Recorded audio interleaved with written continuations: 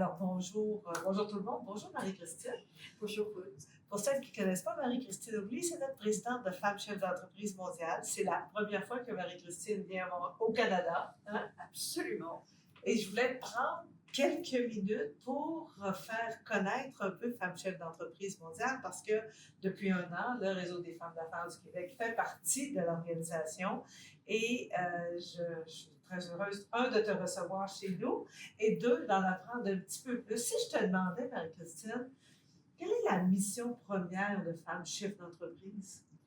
Alors, au tout début, à la création, ça a été vraiment le développement des femmes chefs d'entreprise dans le monde économique, la visibilité des femmes chefs d'entreprise dans le monde économique. Bien sûr, on est à la tête de notre entreprise, mais on n'est pas forcément représentatif dans les chambres de commerce, les tribunaux de commerce.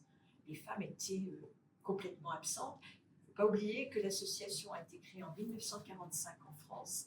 Elle est devenue mondiale en 1957. Wow. Donc aujourd'hui, on est dans une centaine de pays. On a plus d'1 million de membres, donc de membres indirects, puisque nos membres, ce sont les associations. Donc le but premier, c'était vraiment la mise en visibilité des femmes chefs d'entreprise. Et puis, le deuxième but, et qui n'est pas des moindres, c'est vraiment de faire du business. On est là pour faire grandir nos entreprises, pour développer nos entreprises, pour avoir des nouveaux contrats. Et donc, quoi de mieux que de le faire à l'international, bien sûr chacune dans son pays, mais à l'international, on fait des rencontres.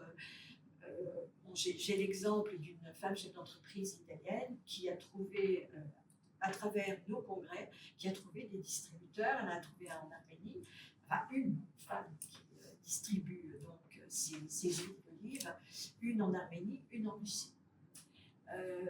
Il y a de nombreux exemples comme ça dans les cosmétiques, ça peut être également une qui fait du désamiantage, qui a trouvé des contrats lors d'un de nos congrès. Elle a trouvé 2 contrats. Elle en a trouvé aussi à Monaco. Alors, c'est pas très loin de la France. C'est une Française. Mais je veux dire, dans tous les domaines, on peut trouver des contrats à travers, quand on se rencontre le jour de nos congrès. Mais on a également une plateforme. Donc, on a notre site web, et au sein de notre site web, pour toutes membres de toute association membre de FCEM, c'est-à-dire que toutes les femmes qui font partie du réseau des femmes d'affaires du Québec peuvent, sur le site FCEM, enregistrer leur entreprise, donc expliquer ce qu'est leur entreprise, parler de leurs produits, mettre des photos de leurs produits, mettre même les prix de leurs produits, mettre leur site, le lien vers leur propre site web, de manière à être visible par toutes les autres femmes et à trouver des fournisseurs, des distributeurs, de vendre les produits en ligne ou pas. Alors, nous, ça fait juste un an qu'on est là, puis déjà, on a vu énormément de résultats parce que l'an dernier, la conférence était à Paris, on était 23 ou 25 femmes dans la délégation et il y a eu énormément de contacts, mais énormément de suivi après. Parce que ce que je trouve, tu disais tout à l'heure, ce que je trouve qu'il y a de particulier, c'est que les femmes qui sont là, ce sont des entrepreneurs. Ce sont des femmes à la tête de chaque pays. C'est une femme, normalement, qui a une entreprise. Et ces femmes-là viennent, et c'est beaucoup plus accessible, c'est beaucoup plus près du décideur qu'en temps normal. Ce sont les décideurs, et pour nous, c'est important. Alors, au niveau de la France et au niveau de la création de l'association, les seuls membres qui étaient acceptés étaient les femmes décideurs, celles qui figurent sur le cabis, celles qui sont les responsables financièrement et juridiquement de l'entreprise. Alors, on peut avoir des femmes qui vont être directrices financières d'un grand groupe en tant que membres associés, mais par contre, vraiment, celles qui composent FCEM, les membres de FCE France ou de FCEM, ce sont des femmes qui sont les décideurs. C'est elles qui vont signer les contrats. C'est vraiment, en tout cas, moi, j'ai pas besoin d'acheter l'idée, moi, je l'ai déjà acheté. Mais moi, j'aimerais ça faire un petit pas un petit peu plus loin et connaître la femme derrière, parce que ça fait longtemps que tu étais présidente de CEM quand même. Combien ça fait d'années? Alors, je suis présidente depuis 2018.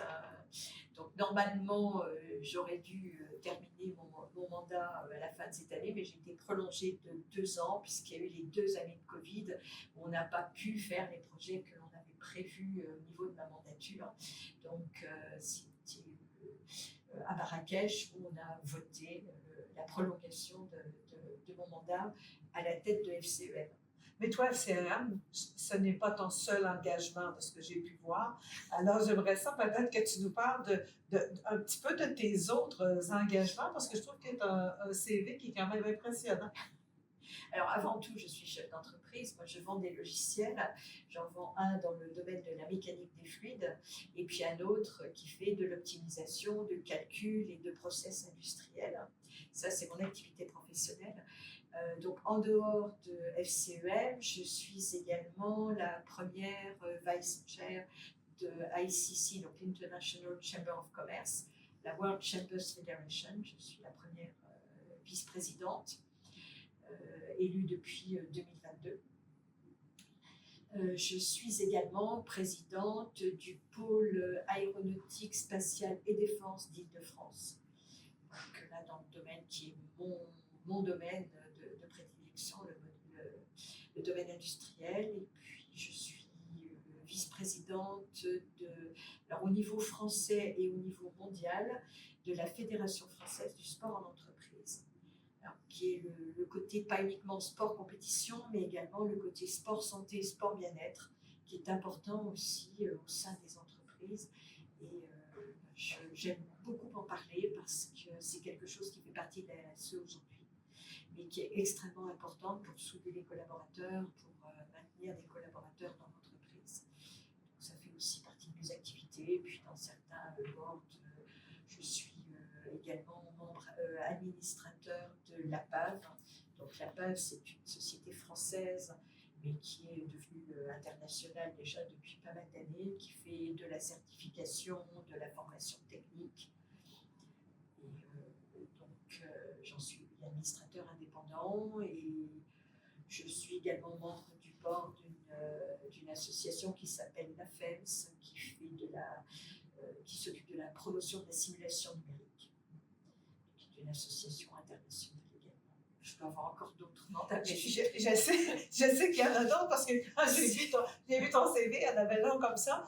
Mais en terminant, si on avait un conseil à donner à nos membres, qu'est-ce que tu leur dirais côté avantage? Pourquoi elles devraient venir à Femmes Chefs d'entreprise mondiale? Parce que plus on rencontre de monde, plus on a de chances de développer son activité, mais on a plus de chances aussi de grandir à titre personnel. On étend son réseau et quand on a un réseau qui est fort, on développe ses activités. Alors on a aussi une activité de mentorat que l'on fait auprès des créatrices ou bien vis-à-vis de pays émergents avec des pays dits industrialisés. On a un projet qui est un peu un prototype aujourd'hui entre l'île Maurice et l'Australie. On a mis en place aussi des masterclass. Donc moi, je leur dirais d'une part, participer à nos 2 événements annuels, mais également dans des événements, si les femmes d'affaires du Québec organisent un événement annuel, vous avez la possibilité d'y aller, allez-y. Il ne faut pas se contenter du congrès mondial des femmes chefs de FCEM, mais il faut aller aussi. Il y a une semaine, 10 jours, c'était le congrès annuel des femmes chefs d'entreprise allemandes de VDO. Il y avait 20 Françaises qui sont allées, qui étaient enchantées des contacts qu'elles ont pu avoir. Alors, il y a toujours un moment où on va rencontrer quelqu'un qui va nous permettre de développer notre business. Tout à fait, tout à fait convaincue, je suis d'accord avec toi. Merci beaucoup. Et en passant, tu me lances la balle pour l'Australie. L'Australie qui est notre prochain congrès qui aura lieu les 22, 23, 24 octobre prochain. Alors, pour nous, ça doit être déjà sur notre site pour inviter les femmes. Alors, je vous invite, celles qui ont le goût de m'accompagner à la prochaine mission. Ça va me faire plaisir de partager ces moments-là avec vous. Et Marie-Christine, en terminant, je veux juste te dire merci beaucoup d'être le visage de FCEM. Tu nous représentes très bien, qu'on soit au Canada ou qu'on soit ailleurs. Alors, parlant du Canada, bienvenue chez nous, sans toi, chez toi. Merci beaucoup de m'avoir invitée. Je suis vraiment très heureuse d'être là et je serais très heureuse d'avoir une forte délégation canadienne. Pour la petite histoire, mon père a travaillé pendant un certain nombre d'années pour une sur une base de l'OTAN qui était une base canadienne. Et enfant, je jouais avec des enfants canadiens, anglophones et francophones. Et je n'étais jamais venue au Canada, ce qui est quand même très bizarre. Tu es la seule Française d'ailleurs qui n'est jamais venue au Canada. Merci beaucoup d'être avec nous.